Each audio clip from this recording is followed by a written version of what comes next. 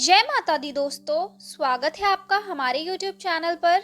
आज मैं आपको इस वीडियो में कार्तिक मास के महात्म्य का 26वां अध्याय सुनाऊंगी। कार्तिक मास महात्म्य का 26वां अध्याय श्री विष्णु की कृपा से आज तुमको राह बताए।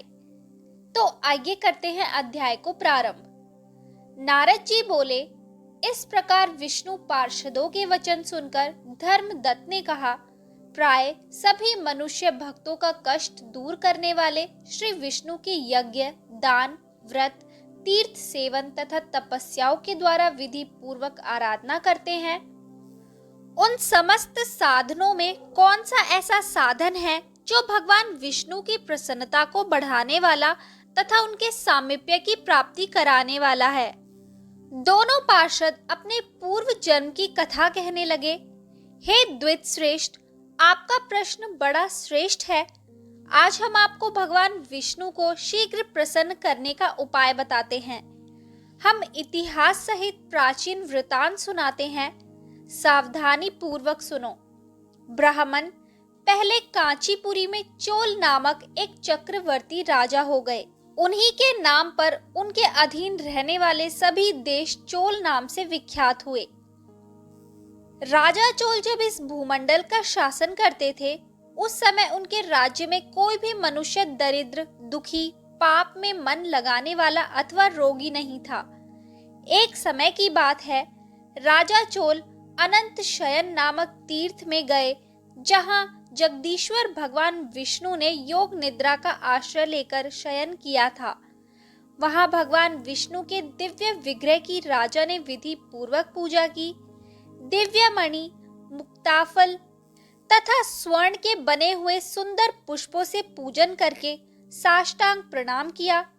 प्रणाम करके जैसे ही बैठे, उसी समय उनकी दृष्टि भगवान के पास आते हुए एक ब्राह्मण पर पड़ी, जो उन्हीं की कांची नगरी के निवासी थे। उनका नाम विष्णुदास था। उन्होंने भगवान की पूजा के लिए अपने हाथ में तुलसी दल और जल ले रखा था।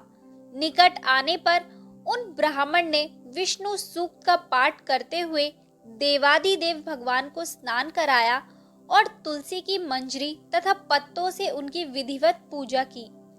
राजा चोल ने जो पहले रत्नों से भगवान की पूजा की थी, वह सब तुलसी पूजा से ढक गई। यह देखकर राजा कुपित होकर बोले, विष्णुदास, मैंने मणियों तथा स्वर्ण से भगवान की जो पूजा की थी, वह कितनी शोभा पा रही थी। तुमने तुलसी दल चढ़ाकर उसे ढक दिया। बताओ, ऐसा क्यों किया?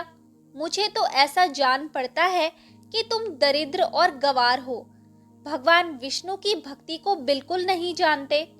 राजा की यह बात सुनकर द्विज श्रेष्ठ विष्णुदास ने कहा, राजन, आपको भक्ति का कुछ भी पता नहीं है। केवल राज लक्ष्मी के कारण आप घमंड कर रहे हैं। बतलाइए तो, आज से पहले आपने कितने वैष्णव व्रतों का पालन किया है? तब नृप श्रेष्ठ चोल ने हंसते हुए कहा, तुम तो दरिद्र और निर्धन हो। तुम्हारी भगवान विष्णु में भक्ति ही कितनी है।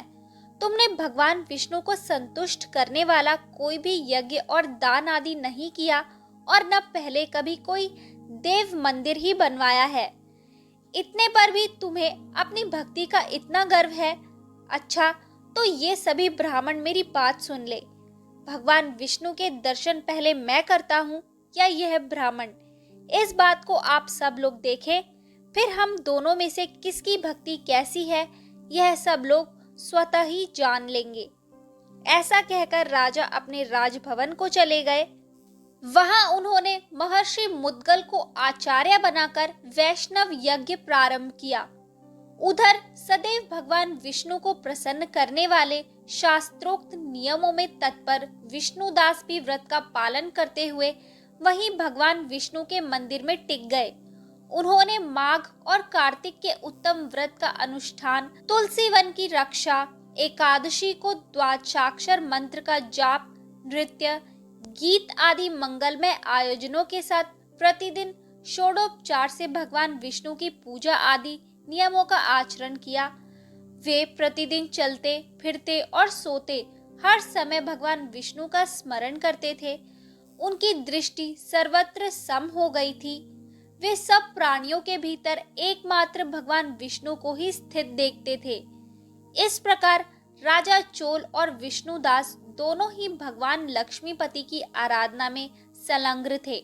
दोनों ही अपने अपने व्रत में स्थित रहते थे और दोनों की ही संपूर्ण इंद्रियां तथा समस्त कर्म भगवान विष्णु को समर्पित हो चुके थे। इस अवस्था में उन दोनों ने दीर्घ काल व्यतीत किया। तो दोस्तों, यहाँ होता है कार्तिक मास के महात्म्य का 26वां अध्याय समाप्त। आगे के सभी अध्याय सुनने के लिए हमारे चैनल को सब्सक्राइब करें और शेयर करना ना भूलें।